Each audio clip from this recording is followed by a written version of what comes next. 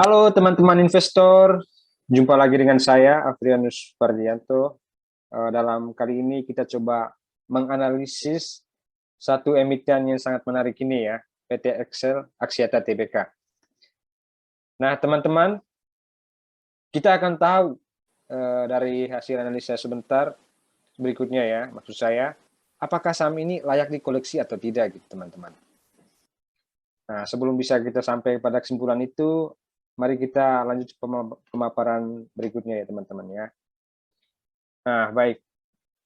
Seperti pepatah mengatakan bahwa laporan keuangan atau akuntansi itu is the language of the business.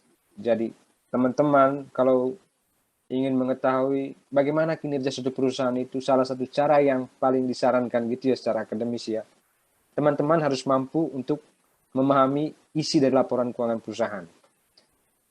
Oke teman-teman, di sini kita coba menganalisis data laporan keuangan dari Excel Axiata ini menggunakan data laporan kuartal pertama di tahun 2022.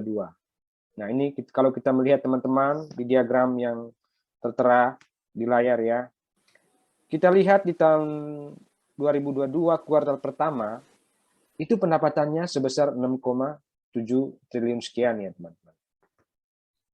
Sedangkan jika dibanding dengan tahun 2021 atau kuartal keempat tahun 2021 itu pendapatannya itu sebesar 6.962. Jadi kalau secara kuartal teman-teman memang ada penurunan sedikit ya teman-teman, kurang lebih 3%. Nah, tapi ini menarik teman-teman kalau kita coba melihatnya itu secara year on year ya. Jadi secara year on year justru di kuartal pertama ini tahun 2022 itu ada progres atau kenaikan penjualan sebesar 8%. Nah, ini sangat menarik teman-teman ya. Nah, oke. Nah, di samping itu teman-teman kita coba menganalisis lebih jauh lagi terkait dengan pendapatan ini teman-teman. Isinya itu apa sebetulnya di dalamnya.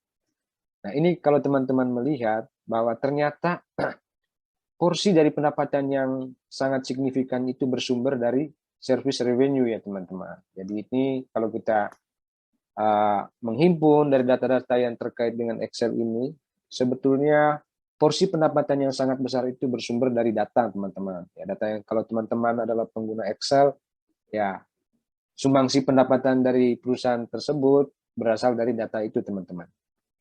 Nah, ini gambaran highlight-nya terkait dengan laporan keuangannya. Nah, kita akan mencoba menganalisis lebih jauh menggunakan laporan keuangan yang sudah dipublis ya oleh perusahaan. Nah, di sini udah kita bisa lihat ya secara komparatif gitu teman-teman, 31 Maret 2022 dibandingkan dengan 31 Maret 2021. Nah, untuk pendapatan sendiri seperti dijelaskan sebelumnya sama ya teman-teman. Nah, itu kan ada kenaikan sedikit di aspek pendapatannya itu sebesar 8% tadi seperti yang dijelaskan di awalnya. Nah, tetapi ini sangat menarik teman-teman. Justru di laba ruginya itu, jika dibandingkan dengan tahun lalu, ternyata laba bersihnya itu justru menurun teman-teman. Kalau teman-teman lihat di sini ya, di tahun 2022 itu pendapatannya itu sebesar laba rugi bersihnya itu sebesar 149 miliar sekian gitu ya. Sedangkan di tahun 2021 justru lebih besar gitu teman-teman, 345. Nah, ini mungkin eh, apa namanya fenomena biasa gitu ya dalam bisnis, ada kenaikan, ada keturun, ada eh, apa namanya penurunan juga ya. Kalau kita bedah lebih jauh, apa sih penyebabnya itu dari perspektif laporan keuangan? Kok pendapatannya naik 8%, tetapi justru labanya menurun gitu ya teman-teman. Kalau teman-teman perhatikan di sini, ini ada kenaikan yang cukup besar juga nih di aspek beban penyusutannya ini dan amortisasi ya. Nah, di samping itu beban tiket, penjualan dan promosinya juga ada kenaikan yang cukup signifikan. Sama sedikit di sini beban keuangan ya, ada kenaikan signifikan juga tapi tidak terlalu besar ya teman-teman. Jadi ada dua komponen ini ya tadi ya, beban penyusutan dan juga beban tiket dan penjualan ini yang membuat laba bersihnya itu tergerus justru. Sedangkan pendapatannya meningkat gitu teman-teman. Jadi di sini ya mungkin karena perusahaannya itu melakukan begitu banyak promosi ya teman-teman, seperti teman-teman bisa lihat Indosat, Telkomsel segala macam itu kan mengadakan promosi besar-besaran. Jadi faktor itu juga yang akan mempengaruhi. Tapi ya dari aspek peningkatan atau progres pendapatan itu cukup baik teman-teman ya. Oke, berikutnya kita melihat dari sudut pandang balance sheet-nya ya, neraca dan laba rugi. Balance sheet ini penting sekali teman-teman, terutama umumnya bagi seorang investor yang cenderung menggunakan pendekatan fundamental dalam memutuskan untuk berinvestasi, dia juga akan memperhatikan neraca atau laporan posisi keuangan. Nah, sekarang pertanyaannya apa sih di neraca atau laporan posisi keuangan tersebut yang perlu kita cermati ya teman-teman. Nah, ini ada pemaparan diagram yang sangat menarik juga di sini ya. Jadi kita melihat bahwa di tahun 2022 itu utangnya naik ya teman-teman. Jadi kurang lebih 4% lah ya, dari 12% ke 16%, jadi ada kenaikan 4% gitu ya. Begitu pula dengan utang bersihnya.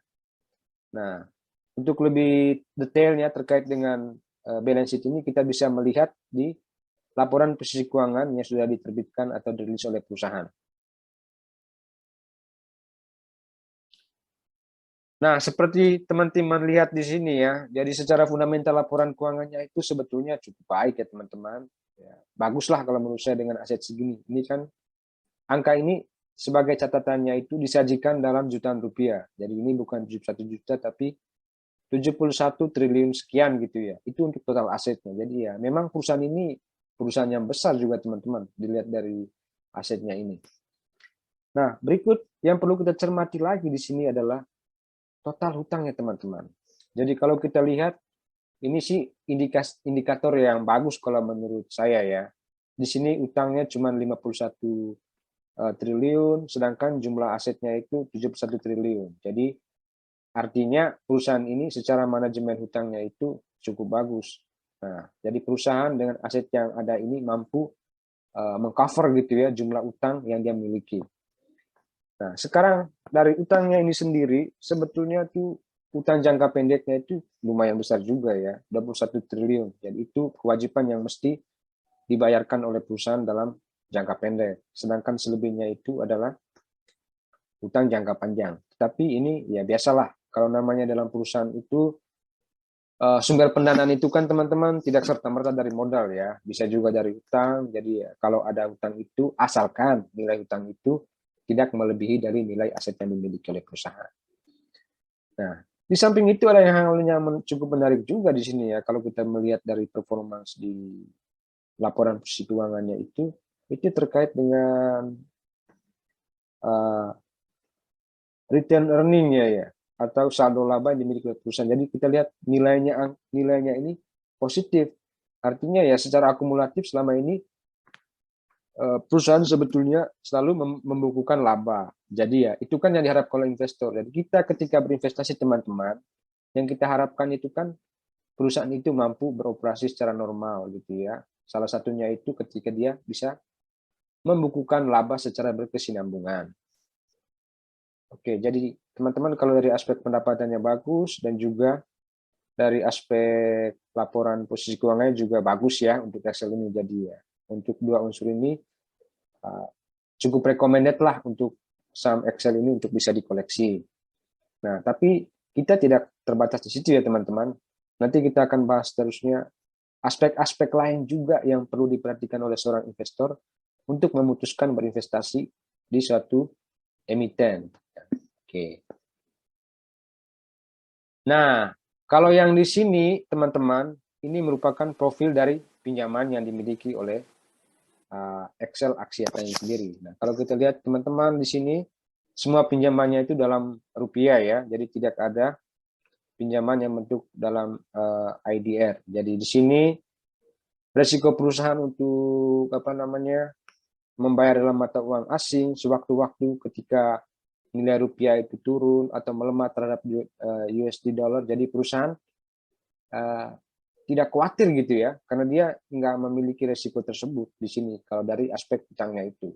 Nah, ini juga sangat menarik teman-teman. Jadi ketika perusahaan memiliki portofolio hutang yang cukup besar dan terutama itu dalam nominasi mata uang asingnya itu sangat riskan juga ya.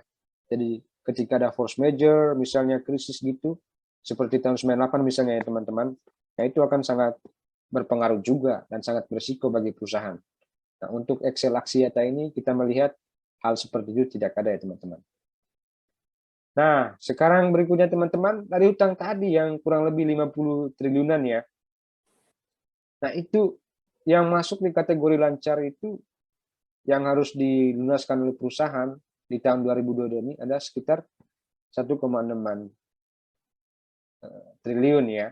Sedangkan selebihnya itu dibayarkan di tahun 2023 dan seterusnya.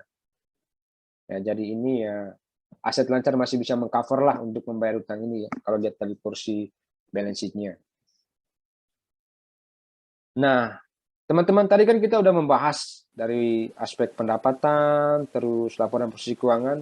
Nah, berikutnya ini merupakan kunci yang penting juga ya, maksudnya itu indikator yang penting untuk diperhatikan oleh seorang investor untuk memutuskan membeli suatu saham pada satu emiten.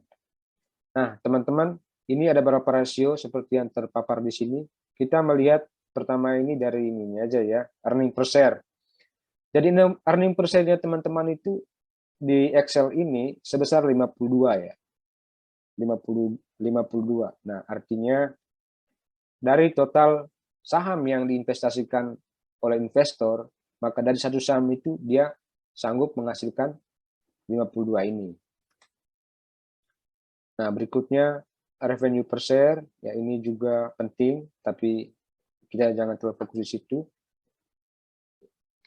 Nah, berikutnya ada satu rasio lagi nih teman-teman yang sangat penting ya, book value per share. Berapa sih nilai buku dari saham tersebut?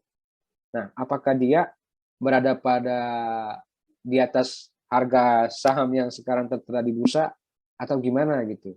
Nah, teman-teman, harga sahamnya itu, book value per share-nya itu sebesar ini ya, 1.887.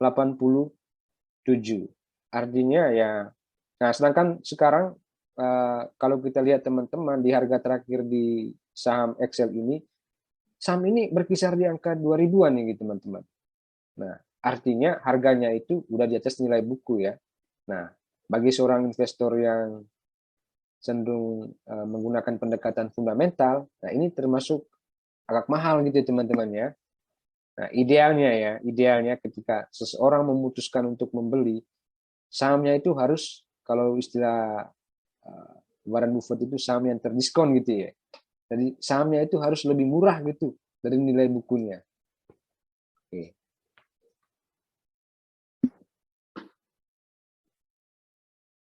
Nah, berikutnya rasio-rasio lain bisa kita lihat di teman-teman ini. Tapi sebetulnya rasio-rasio tersebut yang terpapar di sini itu hanya sebagai pendukung aja ya teman-teman. Karena yang lebih penting sebetulnya bagi seorang investor, terutama untuk memutuskan untuk membeli itu, yang diperhatikan itu adalah laporan keuangannya itu. Struktur laporan keuangan seperti apa, apakah dia profitable atau tidak. Nah, itu sangat penting ya kalau secara jangka panjang. Nah, oke, berikutnya ada satu isu besar sebetulnya teman-teman ya yang terkait dengan PT Excel Axiata itu, yaitu di tanggal 27 Januari tahun 2022 Excel Axiata mengumumkan untuk mengakuisisi LinkNet. Ya, kita tahu LinkNet itu merupakan salah satu perusahaan provider broadband yang besar juga di Indonesia gitu teman-teman. Jadi kita melihat juga bahwa secara jangka panjang sebetulnya corporate action dari Excel ini cukup bagus ya. Nah, karena dia kan pelan-pelan ketika dia melakukan akuisisi kan itu kan secara jangka panjangnya itu kan diasumsikan profitability terus pertumbuhan perusahaannya itu akan semakin besar gitu teman-teman. Jadi kelihatannya di sini ini merupakan langkah yang cukup ambisius juga ya dari Excel Axiata. Jadi bagaimana dia mengakuisisi LinkNet ini sehingga bisnisnya dia itu lebih terintegrasi ya teman-teman. Oke. Nah, ini pun sudah dilakukan di tahun 2022 dan seterusnya diperkirakan ini akan selesai di kuartal 3 ya. Kalau kuartal 3 itu ya kita kisaran dari eh, Agustus ya teman-teman ya. Nah itu diestimasikan akan rampung gitu akuisisinya. Nah ini sangat menarik. Jadi ini sangat menarik bagi kita ya, karena akuisisi ini merupakan cerminan kemampuan dari perusahaan Excel ini untuk melakukan ekspansi bisnis teman-teman. Nah ini merupakan satu indikator penting juga bagi kita bahwa memang perusahaan ini cukup agak prospektus gitu ya dalam memandang ke depannya itu. Terus langkah-langkah yang diambil juga ini merupakan langkah yang bagus karena kan bisnis yang diakuisisi pun masih relate gitu teman-teman. Jadi dia itu diversifikasi bisnisnya itu masih ada hubungannya gitu ketika dia mengakuisisi LinkNet ini. Nah, teman-teman, jadi untuk pemaparan dari aspek laporan keuangan atau dari perspektif seorang investor yang cenderung melihat dari aspek fundamental tadi kan sudah dijelaskan dengan cukup lengkap ya teman-teman. Dan jadi kesimpulannya dari aspek fundamentalnya ini ya, ini saham juga memang layak untuk dikoleksi, tetapi saya pikir tidak terlalu untuk jangka panjang ya teman-teman. Karena kenapa begitu? Karena memang sahamnya ini kan sudah terkategori agak mahal gitu ya. Dari sisi buku value-nya itu dia harga yang sekarang tertera di bursa itu lebih tinggi gitu. Nah, berikutnya teman-teman kita masuk ke analisis teknikalnya. Bagaimana sih pergerakan saham-saham ini dalam beberapa bulan terakhir, teman-teman. Kalau kita lihat di sini, teman-teman lihat di sini, jadi ini secara pola price action yang terbentuk di Excel ini dia membentuk triple bottom, teman-teman. Nah, triple bottom. Biasanya teman-teman, kalau sudah terbentuk triple bottom ini, maka potensi untuk kenaikannya itu tinggi. Nah, sedangkan di hari terakhir, di penutupan harga saham itu, price action yang terbentuk, kalau teman-teman lihat di pojok kanan di sini itu, dia udah membentuk higher low ya teman-teman. Jadi ini kan harga terendah pada periode sebelumnya itu kan di sini. Nah, terus dia naik dan dia turun lagi, dan di sini dia membentuk higher low. Nah, biasanya ya teman-teman, ketika dia bentuk price action seperti ini, maka ada kecenderungan harganya akan terus bergerak ke atas, teman-teman. Nah, tetapi kan pertanyaan berikutnya, dia bergerak sampai sejauh mana?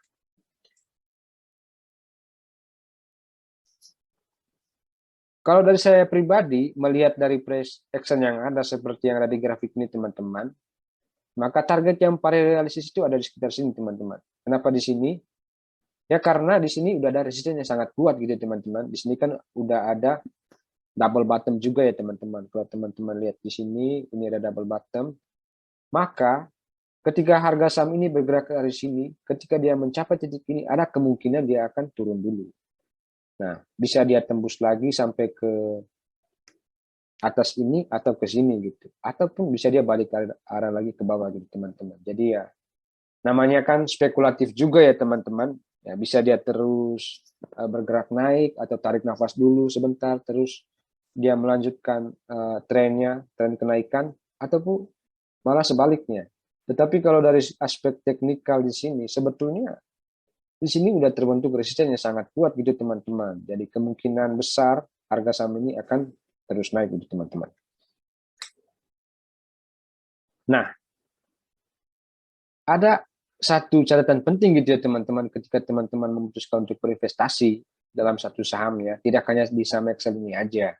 Nah, di samping terlepas dari teman-teman memilih strategi fundamental atau teknikal, misalnya harian trading atau trading jangka panjang, nah teman-teman harus mampu untuk mengkombinasikan dua aspek ini, teman-teman. Yang pertama, teman-teman pahami dulu laporan keuangannya, ini perusahaannya ini profitable apa tidak gitu. Nah, di samping itu, teman-teman juga harus bisa mampu untuk membaca secara teknisnya itu, teknikalnya. Nah, kalau kita ngomong teknikal kan kita membaca price action-nya, pergerakan harga, batas terendah yang mana, kemampuannya dia untuk naik sampai di mana, dan lain-lain. Nah, saya menyarankan teman-teman, kalau teman-teman melihat di banyak sumber-sumber yang ada di internet, contohnya itu kan ada banyak analisis teknikal gitu yang teman-teman yang disampaikan. Tapi kalau prinsip saya kalau dalam berinvestasi dalam Excel ini, contohnya, jadi ya kita gunakan yang simple-simple aja gitu teman-teman. Karena semakin sedikit kita tahu tentang aspek teknikal itu lebih bagus lagi buat kita untuk mengambil keputusan. Ketimbang kita tahu tentang banyak, kita jadi pusing kan, hektik gitu ya. Kita nggak tahu ini yang mau dipakai indikator yang mana. Nah, kalau saran saya, ya pakai yang simpel-simpel aja, misalnya support dan resisten gitu. Terus price action-nya ini apakah dia udah mau berbalik arah, terus ada kemungkinan untuk melanjutkan pergerakan atau tidak gitu teman-teman. Nah, kembali lagi ke analisis utama kita pada malam hari ini tentang Excel Axiata itu. Jadi kita melihat di sini teman-teman, kalau sekarang memutuskan untuk membeli itu hemat saya itu keputusan yang tepat ya. Kenapa? Karena secara teknikalnya itu udah menunjukkan bahwa saham ini akan berbalik arah gitu. Dari tadinya di trend downtrend, terus di sini kelihatannya udah terbentuk gitu teman-teman. Ada kemungkinan dia akan naik. Nah, rekomendasi saya target yang paling realistis di sini. Nah, jadi seperti itu. Jadi untuk saham Excel ini ya.